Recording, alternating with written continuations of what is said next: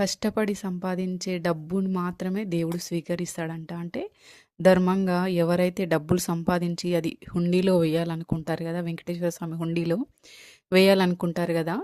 ఆ మనీని మాత్రమే దేవుడు స్వీకరిస్తాడంట. అంటే అందులో మాత్రమే ఆయన తీసుకుంటాడు గానీ వేరే మనీ తీసుకోడంట. ఇది నిజం. అక్కడ పనిజేసే అర్చకులు వెంకటేశ్వర స్వామికి సేవ జేసే అర్చకులుంటారు గదా! అది చెప్తా అది చాలా సార్లు చెప్పినారు. అట్లాగే దేవుడు గూడా ఎన్నో సార్లు వాళ్ళతో చెప్పినాడనే వాళ్ళు చెప్తారు. అట్లాగే తిరుమలలో ఒక భక్తుడు ఉండేవాడు వెంకటేశ్వర స్వామికి. వెంకటేశ్వర స్వామికి ఒక మంచి భక్తుడతను. అంటే ఎప్పుడూ వెంకటేశ్వర స్వామికి ఏమీ అడగడు.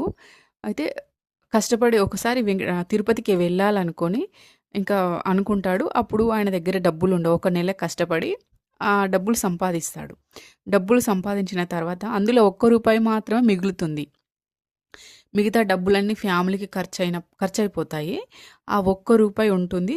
ఆ ఒక్క రూపాయి దేవుడి కోసం హుండీలో వేయాలని దాన్ని అట్లే దాపెట్టుకొని తిరుపతికి తిరుమలకి బయలుదేరుతాడు వెంకటేశ్వర స్వామి దగ్గరికి. మార్గ మధ్యంలో ఇంకా ఒక ఇంకా భిక్షాటన చేసేవాళ్ళుంటారు. పాపం వాళ్ళకి గూడా ఆ రోజు తినడానికి అంటే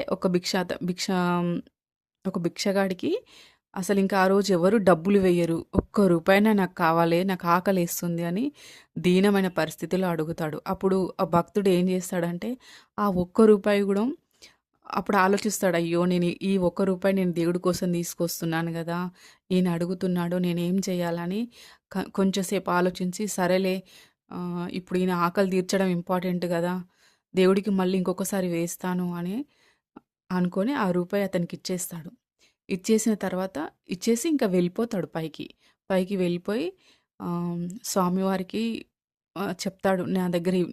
నా దగ్గర మీకివ్వడానికి ఏమీ లేదు. మార్గమధ్యంలో ఒక్క రూపాయి నేను మీకోసం తెచ్చిన రూపాయి, అది గూడా ఒక పేదవాడికి నేనిచ్చేశాను అని చెప్తాడు. చెప్పి ఇంటికొస్తాడు. ఇంటికొచ్చిన తర్వాత స్వామివారు కల్లో కనిపిస్తారు. కల్లో కనిపించి నువ్వేం బాధపడకు. నువ్వు ఎవరికైతే దానం చేశావో ఆ రూపాయి నా దగ్గరికే వచ్చింది. నేను దాన్ని స్వీకరించాను. నువ్వేం బాధపడకు అని చెప్తాడు. అప్పుడు ఆ భక్తుడు చాలా హ్యాపీగా ఫీలవుతాడు. ఇంకా అంటే దేవుడు ఎప్పుడైనా మనం ఎవరైనా ఆపదలో ఉన్నప్పుడు వాళ్ళకి సహాయం చేస్తే ఆ డబ్బులు మనమేదో వాళ్ళకు సహాయం చేసింది అనుకోకుండా దేవుడికిచ్చామని అనుకున్నామనుకో, అది దేవుడి దగ్గరికే వెళ్తుందండి. నిజం.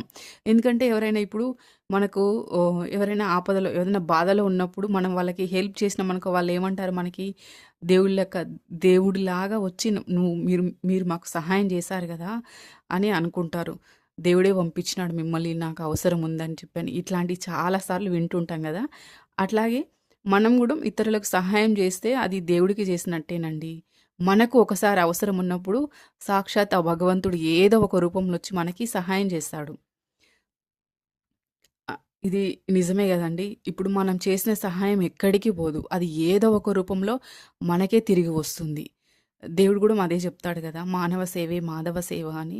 ఇతరులకు సహాయం జేయడం మనం అలవాటు జేసుకోవాలి. ఇతరుల పట్ల మంచిగా ఉండడం అలవాటు చేసుకుంటే, అది గూడా మనకు ఒక విధంగా ఉపయోగపడుతుంది. ఏదో ఒకరోజు మనకు బాధ కలిగినప్పుడు, లేదంటే ఇంకా పెద్ద పెద్ద ఆపదలొచ్చినప్పుడు సాక్షాత్తు భగవంతుడే నా భక్తుడు ఇతరులకి సహాయం జేసినాడు గదా! అని ఆయనే ఏదో ఒక రూపంలో వచ్చి మనకి సహాయం చేస్తాడంట అండి. ఇది నిజం. చాలామంది చాలా సార్లు కొన్ని కొన్ని వీడియోస్‌లో చెప్పినారు. అంటే మా మా జీవితంలో ఇది జరిగిందని చాలామంది చెప్పినారు. నా జీవితంలో కూడా ఎన్నో సార్లు నేను ఇంతకుముందు కూడా చెప్పాను ఒకసారి. నా జీవితంలో కూడా ఒకసారి సహాయం చేశాడు భగవంతుడు. అంటే మనం కొన్ని కొన్ని సహాయాలు అసలు ఊహించలేం. కొన్ని కొన్ని ఇట్లాంటి అద్భుతాలు జరిగినాయా మన జీవితంలో అని కూడా ఊహించలేము. కొన్ని కొన్ని సంఘటనలు బాధ కలిగించే సంఘటనలు కూడా కలిగినాయని కూడా ఊహించలేము. కానీ ఎవరైతే ధర్మంగా ఉండి, భగవంతుడి మీద ప్రేమతో ఉండి, మంచిగా ఉంటారో వాళ్ళకి భగవంతుడు ఏదో ఒక రూపంలో అయితే సహాయం చేస్తాడనేది నిజం. అందుకోసమే అందరూ ధర్మంగా ఉండడం, ఇంకా మీకు నచ్చిన దైవాన్ని ఆరాధించడం అలవాటు చేసుకుంటే అంతా మంచే జరుగుతుంది. జీవితం చాలా చిన్నది. ఈ జీవితంలో కొంచెం మంచిగా ఉంటే మనకు మంచిది. ఎందుకంటే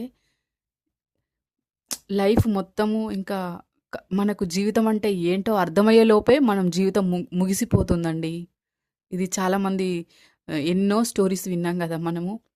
మనకు కొన్ని జీవితాలు ఎట్లా బాధలతోటే స్టార్ట్ అయిపోతాయి, బాధలతోటే ఎండ్ అయిపోతాయి. అట్లా గాకుండా కొంచెం దైవం వైపు మనము మళ్ళాలి. మన మనసు మళ్ళీ దేవుడిని ఆరాధించడం, కొంచెం భక్తి అలవాటు చేసుకుంటే, దానివల్ల మనకున్న కర్మలు గూడా తగ్గిపోయి, మనం ధర్మం వైపు నడుస్తున్నప్పుడు భగవంతుడు మనకు సహాయం జేస్తాడు. మన రాతను తిరిగి రాయగలిగే శక్తి గూడా భగవంతుడికి ఉంటుందండి. ఇది నిజం. అందుకోసమే అందరూ మీ ఇష్ట దైవాన్ని ఆరాధించడం అలవాటు చేసుకోండి.